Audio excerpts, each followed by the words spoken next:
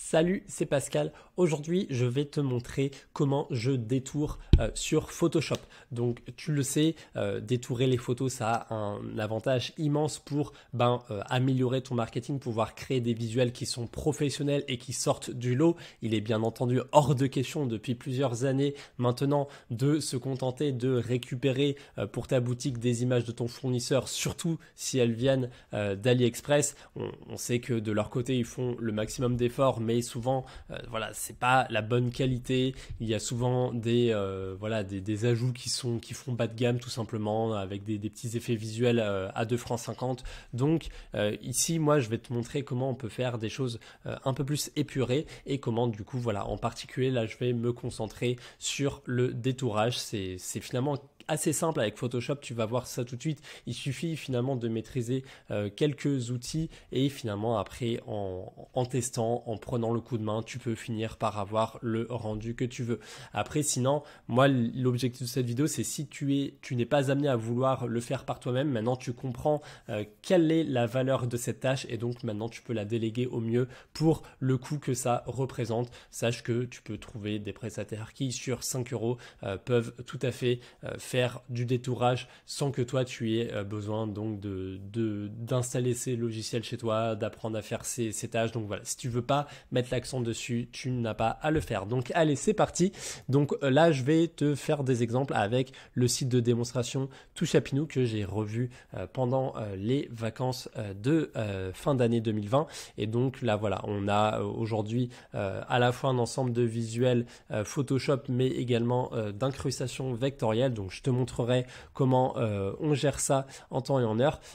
Aujourd'hui, je vais essayer de te montrer plusieurs calques qui sont liés au produit. Là, tu vois, après, j'ai utilisé quelques effets que je vais te montrer ensuite. Et voilà, après, ça te permettra d'en savoir plus. Donc, du coup, je vais aller sur les images produits. Et voilà, je vais essayer d'aller juste là. Alors, ça, c'est la fiche produit.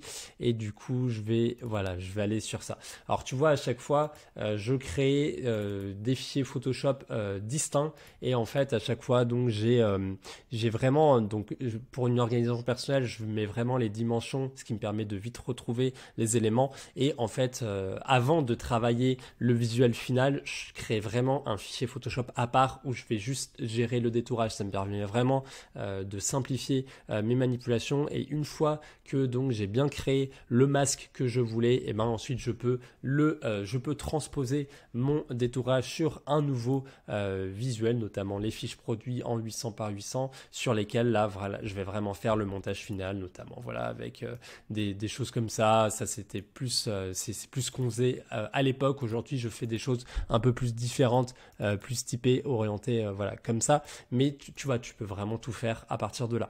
Donc allez, on rentre dans le vif du sujet.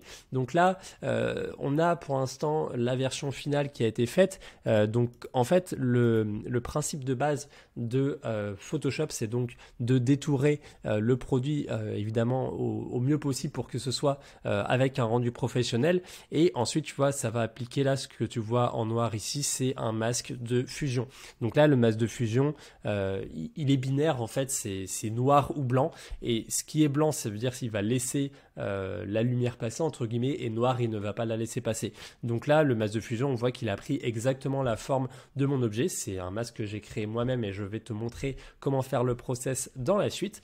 Et du coup, une fois que c'est fait, et ben ensuite après il suffit finalement de faire une fusion entre ce masque et ta photo de base, et ensuite tu vois que tu obtiens ici ton produit final qui finalement est sur fond transparent, et du coup il peut être ensuite déplacé à ta guise vers un nouveau fichier Photoshop sur lequel tu vas faire le montage final. Un principe de base aussi, c'est moi avant de créer donc ça, je vois souvent des personnes qui veulent aplatir l'image pour n'avoir plus qu'un seul élément, et ensuite c'est là à partir de là qu'ils le transposent ou qu'ils l'exportent. Moi c'est un process que je n'aime pas faire, tout simplement parce que tu perds tout ton travail. Donc si admettons, moi je sais pas, là j'étais sur là, j'avais ce masque de fusion et le masque de fusion je voulais l'éditer pour je sais pas moi l'améliorer ou ajouter un élément ou etc. Si j'ai aplati l'image, regarde, en aplatissant l'image je vais te montrer montrer ce que ça fait. Là, voilà, supprimer les calques masqués. Tu vois là, en fait, tu perds absolument tout ton travail. Tu n'as plus qu'un seul calque et du coup, tu perds même jusqu'à la transparence de ton image. Donc, bien sûr, c'est pas du tout ce que je veux puisque, comme je te l'ai dit, je veux vraiment garder ce fond transparent pour pouvoir le réutiliser dans des incrustations d'autres images. Évidemment, si l'image était par exemple sur fond blanc ici, bah, ça m'intéresserait pas d'avoir une image avec un cadre blanc. Je veux vraiment que là, l'image soit transparente pour que lorsque, par exemple, j'utilise mon fond en rose, le produit se met ici. Ou idem là, si je veux le mettre devant le chat, et là, pareil, j'utilise mon calque transparent. Donc, allez, c'est parti. Maintenant, je vais te montrer comment je vais partir de zéro. Et donc, je vais prendre voilà, cette image. On va voir ce que ça donne.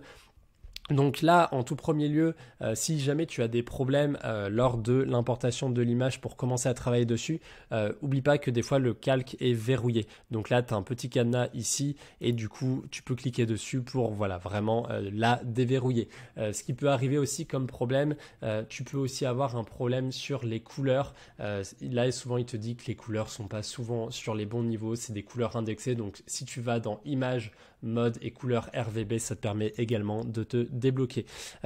Moi, ce que j'aime bien aussi avant de commencer à faire le calque, c'est je peux aller dans certains réglages. Alors, ça, c'est mon interface que j'utilise avec Photoshop 2021. N'hésite pas, toi, de ton côté, à regarder ce qu'il te plaît comme type d'interface. Moi, en tout cas, j'aime bien avoir sur les panneaux latéral droite accès à plusieurs fonctionnalités, les dégradés, les réglages, les propriétés, les calques ici, les tracés, comme on va le voir juste après. Et là, j'ai les icônes les plus utilisées qui sont dans mon panneau à gauche. Donc là, moi, ce que j'aime bien faire avant de commencer, ça peut être de gérer un petit peu la courbe. Donc la courbe là, ça permet un peu de gérer le contraste et la luminosité de la courbe. Donc là, en fait, ça va du plus noir au plus blanc. Quand la courbe est linéaire, ça veut dire qu'il n'y a pas finalement de modification de réglage. Tu n'as pas déformé la courbe d'échantillonnage, mais tu peux, tu vois, en quelques clics la modifier. Et du coup, là, on voit que ça va l'épaissir et là, ça va l'éclaircir, assombrir, éclaircir. Voilà, tu vois, en fonction de comment je courbe, je courbe la courbe tout simplement. Donc là en fait c'est simple, hein, c'est parce qu'en fait en abysse tu as donc le noir, toutes les couleurs du plus sombre au plus clair et tu as la même chose en ordonnée et du coup en modifiant ça là on voit qu'une couleur qui était normalement claire, là elle va être plutôt sombre, donc du coup de fait tu assombris l'image alors que là c'est l'inverse. Voilà, donc moi souvent ce que j'aime bien faire, je sais que quand on découvre Photoshop on a envie de faire un arc très dense qui est comme ça ou comme ça, mais du coup c'est souvent moche. Là on voit que les couleurs sont assez détruites, c'est pas très esthétique. Donc moi souvent ce que j'aime bien faire c'est prendre un point à 25%, un autre point à 75% et là je modifie un tout petit peu comme ça.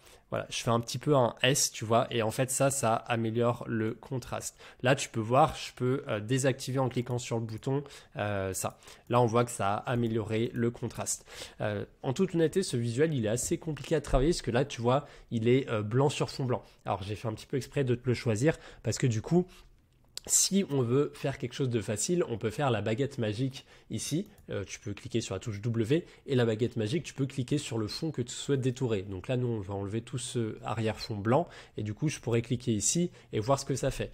Mais là, si je fais supprimer, hop, attends, je vais me remettre sur le bon calque du produit. Là, tu vois, je m'étais mis sur le calque du réglage que je viens de te faire. Donc là, si je fais supprimer, on voit que le manche, il n'a pas été pris en compte parce que finalement, le blanc du manche était trop proche du blanc du background et du coup, là, ça n'a pas fonctionné. Je vais essayer de te montrer éventuellement avec une autre image. Là, voilà. Là, par contre, ici, on a peut-être déjà plus de chances d'arriver à faire ce qu'on veut. Là, tu vois, c'est parfait. On a juste le bon différentiel et de couleurs. Et là, même si on voit quand même que c'est pas l'idéal, que ça rogne un peu, tu vois qu'avec des compétences de Photoshop ultra minimes, tu peux arriver à faire un rendu à peu près satisfaisant et en tout cas bien supérieur à aucun travail Photoshop. Voilà. Donc là, après, tu vois, si tu vois pas forcément bien le rendu, alors attends, je vais essayer de décaler l'image. Voilà, je vais essayer de me mettre comme ça. Hop. Voilà. Donc là, souvent, ce que je fais pour vraiment voir à quel point ça a détouré, c'est je suis amené là à mettre un rectangle par-dessous. Je mets des fois une couleur très vive. Là, on est sur du bleu, mais des fois, je mets même du rouge. Voilà, je choisis. Voilà, comme ça. Et là, tu vois, vraiment, on voit très clairement ce qui a été détouré de ce qui ne l'a pas été. Et là, on voit que à premier abord, ça semblait pas mal, mais là, clairement, on voit que voilà, là, ça n'aurait pas dû être détouré. Là, il y a même des choses qui sont pas jolies. Donc, de toute façon, bon, ça, ce détourage, je n'aurais pas dû procéder à la baguette magique dès le début, et je te montrerai là tout de suite après comment on fait avec un rendu plus sympa. Mais là, admettons que je veuille corriger cette image. Alors là, du coup, je peux le faire de deux manières différentes. Et le premier, c'est au pinceau. Donc c'est la touche B. La touche B, voilà, ça te permet de créer un pinceau et de pouvoir utiliser une certaine couleur. Ça peut être intéressant. Mais là, on veut vraiment effacer pour avoir un background qui est transparent. Donc là, du coup, c'est l'eraser et c'est la touche donc E. B, c'était brush et E, c'est eraser. Et du coup, là, voilà, on peut. Alors, je vais enlever le fond rouge parce que je veux vraiment te montrer l'icône, ce qu'elle fait. Voilà. Donc là, voilà. Là, avec l'eraser, tu vois qu'on a, on peut jouer sur le curseur. Là, je suis sur la touche Alt. Et du coup, avec le clic droit, je m'éloigne du centre du cercle et ça me permet de gérer le diamètre. Là, je bouge ma souris de gauche à droite et c'est ça qui me permet d'augmenter le diamètre. Par contre, je peux aussi aller de bas en haut et ça va augmenter finalement le dégradé ou la précision de mon trait. C'est-à-dire là, si je suis très dégradé et que je vais sur mon calque du produit, là, tu vois, ça fait un dégradé. Par contre, si je suis voilà, j'ai fait un CTRL-Z pour revenir en arrière. Si je fais ça, la coupure, elle est nette. Voilà, donc tu vois, c'est avec ces deux curseurs ici que tu peux déjà gérer tout ça. Alors attends, je vais essayer. Hop. Voilà, donc là maintenant je vais revenir juste ici et du coup je vais essayer de te montrer. Alors là on va repasser le calque en rouge pour vraiment bien voir les petites imperfections. Et là du coup tu vois que, alors même si, voilà, là, ici, tu vois, je vais quand même revenir un petit peu en orange pour vraiment voir mon curseur. Ça, je préfère. Voilà. Donc là, d'ailleurs, tu peux appuyer sur la touche verrouiller image si tu veux. Si des fois, ton curseur, il s'enlève, là, tu vois, en appuyant, il s'enlève. Et du coup, effectivement, c'est pas simple de viser. Là, tu vois, on voit pas du tout où ça va aller. Donc, du coup, tu peux cliquer sur verrouiller image et là, tu le vois. Et là, du coup, on a juste à se mettre, tu vois, tangentiel. On n'a pas besoin de se mettre vraiment complètement net. On peut laisser un tout petit peu dégradé parce que sinon, c'est un peu brutal. Mais là, tu vois, en étant tout simplement là, voilà, tangent, etc. Et ben là, on peut faire déjà un truc un peu plus sympa. Et du coup, ça fonctionne bien comme ça. Voilà, donc là, tu vois, il me suffit de continuer petit à petit sur tout le pourtour où je veux. Et petit à petit, donc, j'obtiens finalement un rendu plutôt sympatoche. Alors là, tu vois, si ça fait par contre des ronds, c'est-à-dire là, je suis repassé sur le mode pinceau avec le brusher. Donc voilà, faut vraiment pas changer de raccourci. Et petit à petit, voilà, j'ai juste à aller en peaufinant comme ça. Mais là, tu vois, du coup, le principe de base, c'est que ça ne fonctionne pas très bien ici, puisque du coup, de base, j'ai rogné beaucoup trop avec la fameuse baguette magique. Et du coup, c'est pas un outil satisfaisant dans le cadre de produits qui sont finalement assez proches de leur background. Donc là, du coup, je vais revenir à la méthode finalement un petit peu plus experte. Et du coup, je vais... alors là, tu vois, on voit le cadrage. Il a toujours ce qu'on avait sélectionné avec la baguette magique. Donc, je vais prendre le rectangle de sélection. Je vais maintenir appuyé et vraiment sélectionner tout le cadre pour repartir à zéro. Et là, du coup, maintenant, au lieu de travailler avec la baguette magique, tu peux travailler avec le lasso. Le lasso, ça veut dire que tu peux prendre un certain élément, tu vois, en sélectionnant ça, et après, tu peux petit à petit l'agrandir et prendre de plus en plus d'éléments. Moi, personnellement, je préfère directement travailler avec l'outil plume que je vais te montrer maintenant. Donc, l'outil plume, c'est le raccourci P. Et du coup, l'outil plume, en fait, c'est tout simplement, tu vas zoomer près de la zone et du coup, tout simplement, tu vas cliquer gauche, cliquer gauche, cliquer gauche. Et tu vois, à chaque fois, tu cliques gauche et finalement, tu prends le tracé. Moi, j'aime bien, en fait, ne pas me mettre exactement à la limite, mais un peu plus à l'intérieur parce que si tu te mets à la limite, on va voir un changement de couleur qui est perceptible et ça va finalement, ça va rendre ton détourage pas forcément de très très bonne qualité. Et donc, voilà. Et là, ce que je t'ai pas montré, c'est que là, tu vois, jusqu'à maintenant, on fait on fait ça, mais là, tu vois, il y a des arêtes un peu tranchantes. On n'est pas exactement dans l'arrondi. Ce que tu peux faire, c'est que tu peux laisser maintenir appuyé le clic gauche et tu vois, tu peux gérer finalement la courbure. Et moi, du coup, j'aime bien effectivement jouer tout le temps avec les courbures. Donc, à chaque fois que je sélectionne un trait, je maintiens appuyé le trait gauche et du coup, ça fait que petit à petit, je peux avoir, tu vois, les courbures que je veux. Et tu vois, finalement, avec juste cet outil tout simple qui, entre guillemets, est la méthode experte, ben tu peux vraiment faire quelque chose de sympa. Et là, par contre, là, tu vois, contrairement à la baguette magique qui tout à l'heure nous empêchait de faire le bon détourage qu'on voulait, bah là, on arrive à un rendu satisfaisant. Alors là, je dois quand même faire, et si tu vois, si je me suis un peu trompé sur une trajectoire, ben je peux tout simplement revenir avant. Alors là, je suis d'accord avec toi que c'est particulièrement compliqué de bien repérer le produit sur le fond blanc. Donc, faut à chaque fois, voilà, faut pas hésiter à revenir un peu en arrière, à dézoomer un petit peu et à voir tout ça. Mais tu vois que finalement, une fois que tu as bien compris cet outil, ben, tu peux faire en quelques clics un détourage plutôt sympathique. Finalement, même sur des visuels un petit peu plus complexes, en maximum 15 à 30 minutes, tu peux faire quelque chose de très sympa. Et là, des fois, tu peux dire oui, c'est un peu à l'arrache parce que c'est pas exactement dessus. Je peux t'assurer que lorsque tu dézoomes complètement et que à la fin tu procèdes à ton détourage, et ben le rendu est tout simplement parfait, il n'y a aucun problème. Là d'ailleurs, si tu veux, je vais essayer de le finir rapidement puisque j'aimerais te montrer après comment on peut gérer l'intérieur ici qu'on doit également détourer. Donc là voilà, je vais essayer de finir un petit peu plus à l'arrache. Là pareil, il restera l'intérieur, il restera l'intérieur ici du produit là, juste là qu'on va traiter. Donc hop, hop, voilà. Là, là, là, là. Et voilà. Alors là, à la fin, là, tu vois, je vais finir par terminer mon tracé. Donc le tracé, là, ici, il faut vraiment que je vois là sur le premier point que ça fasse un O. Et lors du O, je maintiens appuyé la touche majuscule, je clique et là, mon tracé est fermé. Donc là, maintenant, je peux dézoomer. Je fais un clic droit, je fais définir une sélection. Et là, on peut choisir le rayon du contour progressif. Alors, ça peut être super intéressant dans certains cas. Moi, par défaut, je laisse à 0 pixels et ensuite j'ajuste si besoin. Mais des fois, ça permet, notamment quand tu détours les cheveux, ça peut être super intéressant de mettre 5 à 10 pixels. Ça permet de faire une transition un petit peu moins brutale avec ton futur background. Donc là, voilà, là, je mets 0 pixels ici. Et là, du coup, notre produit, là, tu vois, on voit un tracé. Là, si je clique ici dans mon panneau latéral droit sur tracé, je vois un tracé de travail qui a été généré. Et donc, si, voilà, admettons, je fais une fausse manipulation, je perds là ma sélection, je peux tout simplement revenir dans tracé et le retrouver ici. Mais là, du coup, on va tout de suite appliquer le masque de sélection. Le masque de sélection, ça se fait comme ça. Donc là, je peux ajouter un masque de fusion et puis voilà. Je peux également le faire dans l'autre sens en cliquant sur la touche majuscule ou Alt. Tu vois, ça peut aller dans un sens ou dans l'autre. Donc, si tu l'as fait, voilà, en fonction de ce que tu voulais faire, tu peux te débrouiller avec ça.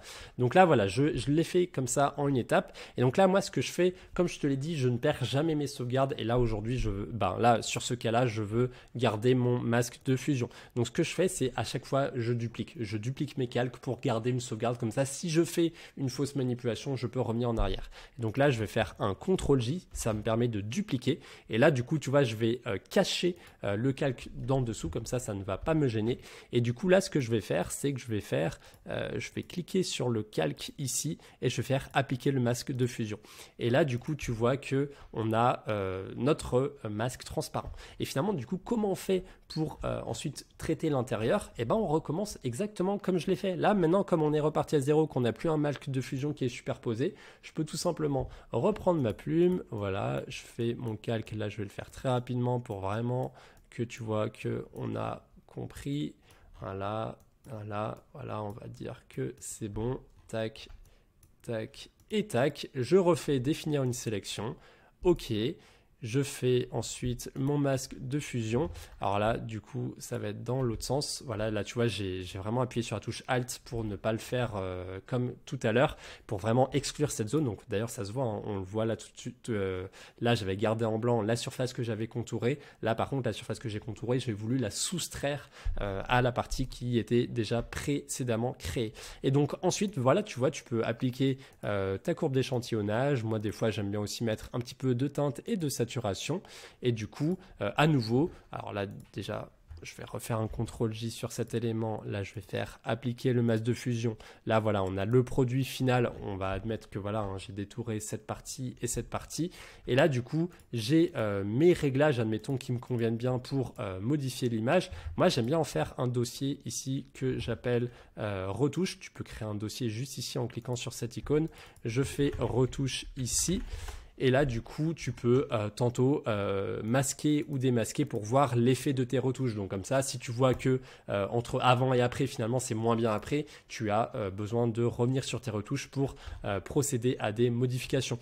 Tu vois que finalement, dans les réglages, il y en a beaucoup, hein, des réglages. Il y a la luminosité, les niveaux, l'exposition, etc. Moi, finalement, avec ces deux réglages, j'arrive à trouver des choses qui me conviennent très bien, soit en faisant la fameuse courbe que je t'ai montrée. Voilà, je déforme au maximum comme ça, mais pas plus. La teinte et la saturation, en général, j'aime bien aller entre plus 10, plus 15. En général, je fais pas forcément plus et ça me convient très très bien. Et donc, une fois que tu as fait ça, tu peux, si tu veux, là voilà, si je vais exporter l'image, en fait, je vais exporter ce calque, mais ce calque, il ne va pas contenir les retouches. Donc, si je veux à nouveau que là, ce que j'exporte, ce soit vraiment le calque appliqué avec les retouches que je viens de créer, donc à nouveau, je duplique mon calque puisque je veux vraiment à chaque fois garder une sauvegarde. Et du coup, je vais également dupliquer mon calque de retouches. Là, je vais les réduire un petit peu pour que ce soit visible. Là, je vais remonter mon calque entre les deux. Et là, je vais cacher mes anciens trucs. Et là, ce que je peux faire, c'est je peux faire fusionner les calques visibles. Et là, du coup, on voit que ce calque, il a eu l'application des retouches, contrairement à celui-là, tu vois. Donc là, voilà, vraiment, c'est quelques méthodes. Tu vois, en 10-15 minutes, on a fait un détourage de produit, on lui a appliqué les effets qu'on veut. Maintenant, j'ai plus qu'à sauvegarder ce fichier au format PSD.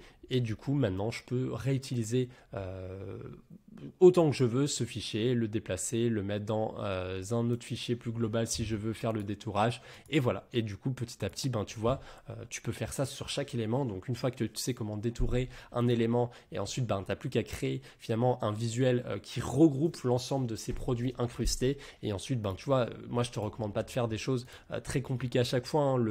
Aujourd'hui, on est plutôt dans des choses épurées. Donc là, tu vois, moi, j'ai juste détouré deux photos. J'ai mis un petit vectoriel par-dessous. Idem ici, hein, il ne faut pas forcément faire des choses incroyables. Là, je vais te montrer l'effet d'incrustation qui pouvait être intéressant. Là, tu vois, tu as tes effets ici en faisant FX. Ça ajoute un effet de calque. Alors, ça peut être intéressant d'utiliser des contours.